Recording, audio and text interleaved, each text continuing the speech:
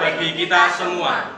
Perkenalkan, nama saya Aris Sudarmadi dan rekan saya Tusifa Nuridayanti dan saya Sairasna Fibrianti. Saya Dia Utari Lina Novitasari. Kami dari program studi bimbingan konseling Universitas Muria Kudus. Pada hari ini, sebelum kami menayangkan hasil presentasi, orang bijak mengatakan pendidikan bukan hanya persoalan ke sekolah dan ke kampus saja lalu mendapatkan ijazah, tetapi soal memperluas wawasan serta menyerap ilmu kehidupan. Dan pada kesempatan kali ini kami akan presentasi dan sharing kepada teman-teman, mudah-mudahan bisa menambah wawasan kita semua. Baik, langsung saja kita tampilkan presentasi kami dengan tema bimbingan karir dan bimbingan jabatan. Pengertian karir dan jabatan. Bimbingan karir atau jabatan merupakan salah satu jenis bimbingan yang berusaha membantu siswa di dalam memecahkan masalah karir untuk memperoleh penyesuaian diri yang sebaik-baiknya, baik pada waktu itu maupun masa yang akan datang. Bimbingan karir bukan hanya memberikan bimbingan jabatan, tetapi mempunyai arti yang lebih luas, yaitu memberikan bimbingan agar siswa dapat memasuki kehidupan dan mempersiapkan diri dari kehidupan sekolah menuju dunia kerja. Tujuan bimbingan karir dan jabatan. Yang pertama, memiliki pemahaman diri atau kemampuan, minat, dan kepribadian yang terkait dengan pekerjaan. Yang kedua, memiliki pengetahuan mengenai dunia kerja dan informasi karir yang menunjang kematangan kompetensi kerja. Yang ketiga, memiliki sikap positif terhadap dunia kerja, dalam arti mau bekerja dalam bidang pekerjaan apapun tanpa merasa rendah hati, asalkan bermakna bagi dirinya dan sesuai dengan norma agama. Yang keempat, memahami relevansi kompetensi belajar atau kemampuan menguasai pelajaran dengan persyaratan keahlian atau keterampilan bidang pekerjaan yang menjadi cita-cita karirnya masa depan. Yang kelima, memiliki kemampuan untuk membentuk identitas karir dengan cara mengenali ciri-ciri pekerjaan, kemampuan, persyaratan yang dituntut, lingkungan sosiopsikologis, prospek kerja, dan kesejahteraan kerja. Yang keenam, memiliki kemampuan merencanakan masa depan, yaitu merancang kehidupan serta secara rasional untuk memperoleh peran-peran yang sesuai dengan minat, kemampuan, dan kondisi kehidupan sosial ekonomi. Dan yang terakhir, mengenal keterampilan, minat, dan bakat. Keberhasilan atau kenyamanan dalam suatu karir amat dipengaruhi oleh minat dan bakat. Selanjutnya, metode-metode bimbingan karir. Yang pertama, metode psikodinamik atau Anne Ray. Yang pertama, hipotesis tentang hubungan pengalaman yang lalu dengan pemilihan jabatan. Yang kedua, hubungan pola-pola pengalaman pada masa bayi dan kanak-kanak dengan sikap orang tua. Yang ketiga, hubungan sikap-sikap orang tua dengan kebutuhan rasa puas pada diri anak. Yang keempat, cara mengasuh dan pola perilaku orang tua terhadap anaknya. Yang kelima, tingkat hierarkis. Yang kelima, pengetahuan pribadi dan jabatan. Yang keenam, pengaruh-pengaruh dari luar. Yang keempat, yaitu ada metode transendental yang dikembangkan oleh Super. Yang pertama, konsep umum. Yang kedua, teori perkembangan jabatan. Yang kelima, yaitu ada metode developmental career counseling atau Tiedemann. Selanjutnya, materi bimbingan karir atau jabatan. Departemen Pendidikan Nasional melalui Direktorat Pendidikan Desa telah menerbitkan buku pedoman bimbingan dan konseling siswa di sekolah desa. Dalam buku pedoman itu disebutkan bahwa isi materi bimbingan di sekolah dasar ada 3, yaitu yang pertama, bimbingan pribadi sosial, bimbingan belajar, dan bimbingan karir. Jadi, jelaslah secara formal dan legal program bimbingan karir harus sudah diberikan sejak usia sekolah dasar. Hal ini sangat sesuai dengan teori perkembangan karir dari Ginsberg maupun Donald Super yang telah dibahas terdahulu.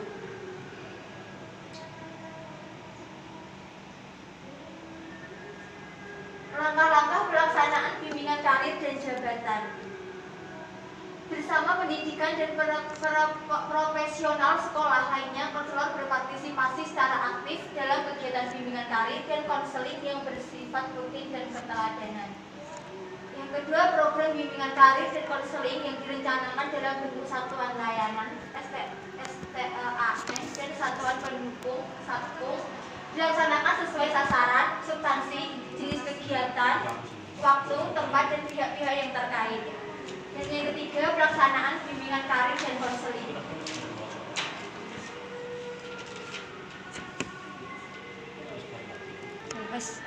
Baik, selanjutnya A. Di dalam jam pembelajaran yang pertama yaitu ada kegiatan tatap muka secara klasikal dengan siswa untuk menyelenggarakannya layanan informasi, penempatan dan penyaluran dan penugasan konten, kegiatan instrumentasi, serta penyaluran. Yang ketiga yaitu kegiatan tidak tatap muka dengan siswa, yaitu untuk menyelenggarakan layanan konsultasi, kegiatan konferensi khusus, himpunan data, kunjungan rumah, dan pemanfaatan ke perpustakaan dan alih tangan kasus. Yang B. Di luar jam pembelajaran. Yang pertama yaitu ada kegiatan tatap muka dengan siswa untuk menyelenggarakannya layanan orientasi, karir perseorangan, bimbingan kelompok, karir kelompok, dan mediasi, serta kegiatan lainnya yang berada di luar kelas.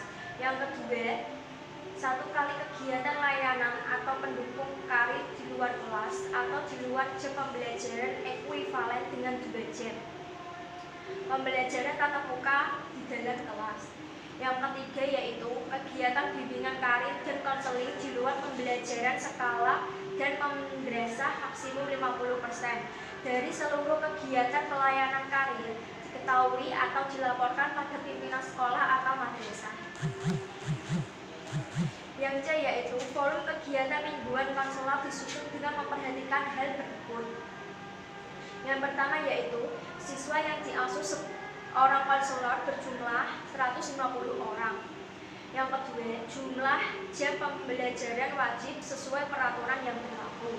Yang ketiga, satu kali layanan atau pendukung bimbingan karir dan konseling ekuivalen dengan 2 jam pembelajaran.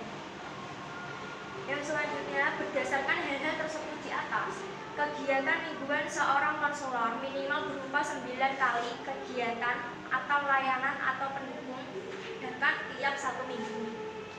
Selanjutnya yaitu semua kegiatan minimal mingguan tersebut ditujukan secara langsung kepada seluruh siswa, yaitu 150 orang siswa yang diasuh konselor. Kegiatan tersebut diselenggarakan di dalam kelas atau sewaktu jam pembelajaran berlangsung dan atau di luar kelas atau di luar jam pembelajaran. Yang D. Volume dan waktu untuk pelaksanaan kegiatan bimbingan karir dan konseling di dalam kelas dan di luar kelas setiap minggu diatur oleh konselor dengan persetujuan pimpinan sekolah atau madrasah. Yang E.